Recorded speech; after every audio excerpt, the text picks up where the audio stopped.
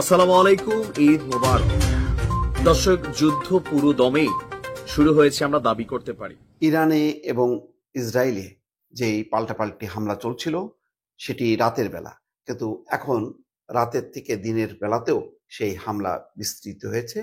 আসসালামু আলাইকুম ভিউয়ার্স, দেশ ও দেশের বাহির থেকে যারা আমার ভিডিওটি প্লে করেছেন জানাচ্ছি আন্তরিক শুভেচ্ছা ও অভিনন্দন। আশা করি সবাই ভালো আছেন, সুস্থ আছেন, আলহামদুলিল্লাহ। তো ভিউয়ার্স, ইসরায়েলকে মাটিতে মিশিয়ে দেওয়ার ব্যাপক এক প্রস্তুতি গ্রহণ করছে ইরান। আমেরিকা বারবার হুঙ্কার দিলেও কারো কথায় কর্ণপাত করছেন না ইরানের খামেনি।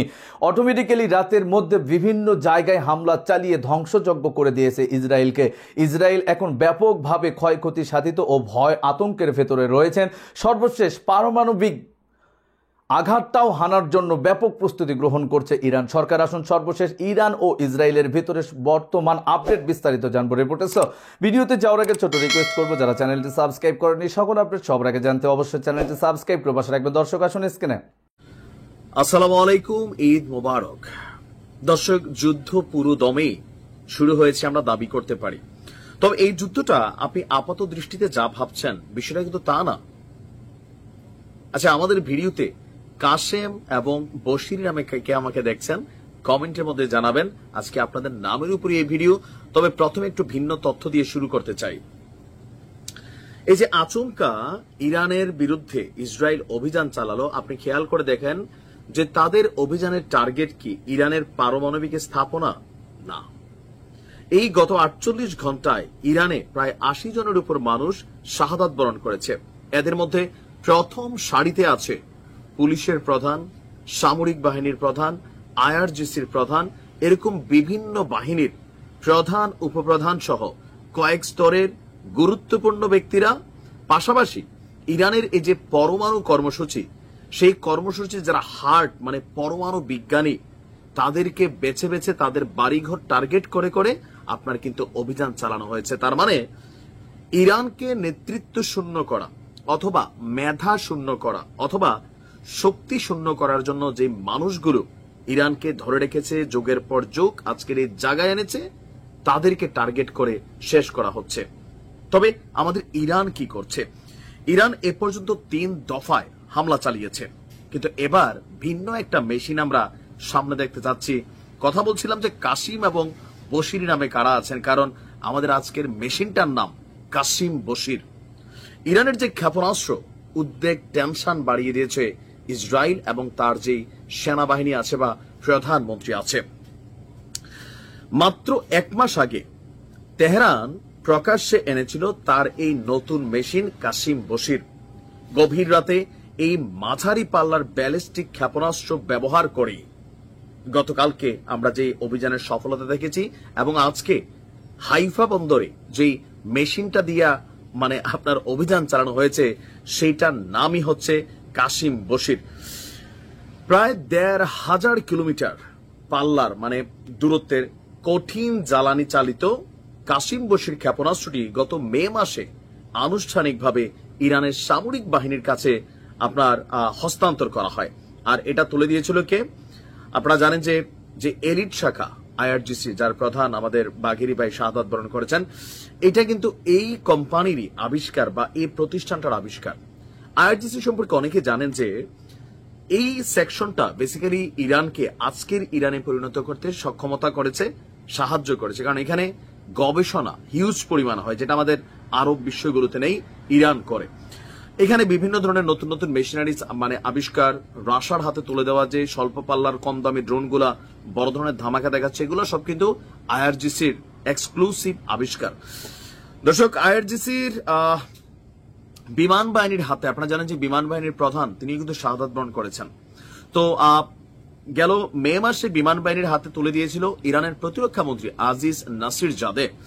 বস্তুত এটি ইরান ফৌজের গত 1 দশক ধরে ব্যবহৃত যে ব্যালিস্টিক ক্ষেপণাস্ত্রগুলো আছে হজ কাসিম, সেই হজ কাসিমের আপডেট ভার্সন হচ্ছে কাসিম বশির।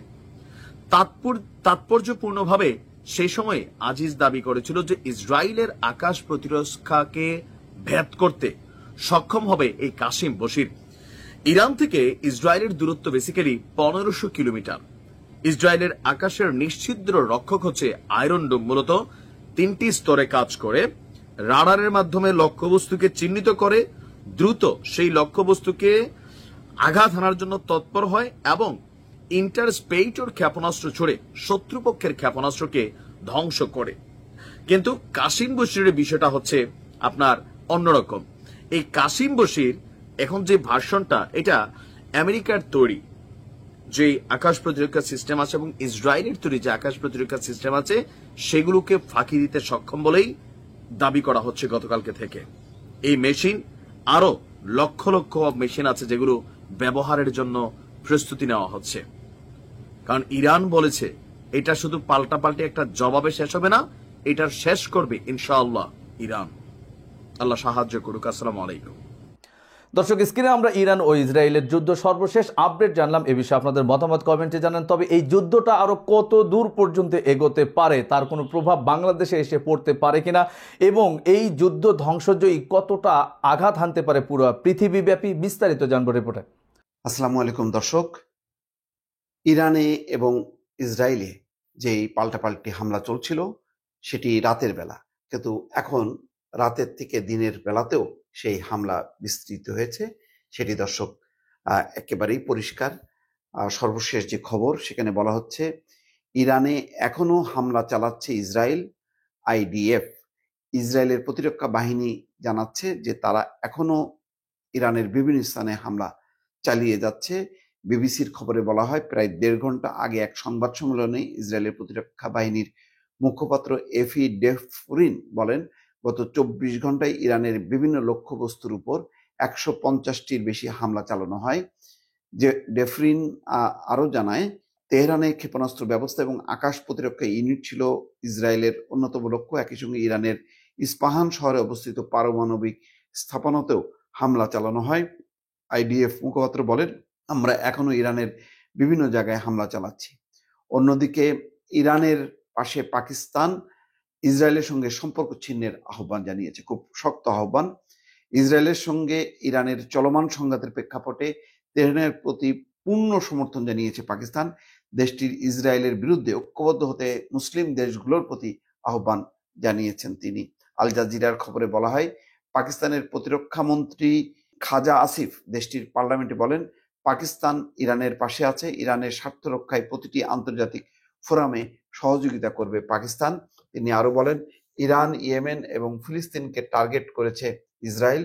মুসলিম দেশগুলো এখন যদি এক না হয় তাহলে সবার পরিণতি একই হবে। আরেকটি গুরুত্বপূর্ণ খবর দর্শক প্রকাশ হয়েছে, ইসরায়েলের 3টি যুদ্ধ বিমান ভূপাতিত এবং 2 পাইলটকে আটকের দাবি ইরানের। ইরান এবং ইসরায়েলের মধ্যে চলমান পাল্টাপাল্টি হামলার মধ্যে ইসরায়েলের মোট 3টি F-35 যুদ্ধ বিমান ভূপাতিত করার দাবি করেছে তেহরান। পাশাপাশি 2 জন ইসরায়েলি পাইলটকে আটক করারও দাবি করা হয়েছে। ইরানের সংবাদ মাধ্যম তেহরান টাইমসের খবরে সেনাবাহিনীর বিবৃতির বরাতে দাবি করা হয়, সর্বশেষ আজ শনিবার ভূপাতিত করা হয়েছে একটি যুদ্ধ বিমান। এছাড়া গতকাল 2টি যুদ্ধ বিমান ভূপাতিত করা হয়। 3 যুদ্ধ বিমানের পাইলটদের মধ্যে একজন নিহত হয়েছেন বলে ধারণা করা হচ্ছে, অন্য 2 জন ইরানের হেফাজতে রয়েছে। এছাড়া যুক্তরাষ্ট্র যুক্তরাজ্যের ঘাঁটিতে হামলার হুঁশিয়ারি দিয়েছে ইরান। খবর বিবিসি বলছে, ইসরায়েলের উপর ইরানের হামলা ঠেকাতে সহায়তা করলে যুক্তরাষ্ট্র যুক্তরাজ্য এবং ফ্রান্সের ঘাঁটি এবং জাহাজে হামলা চালানোর হুঁশিয়ারি দিয়েছে তেহরান।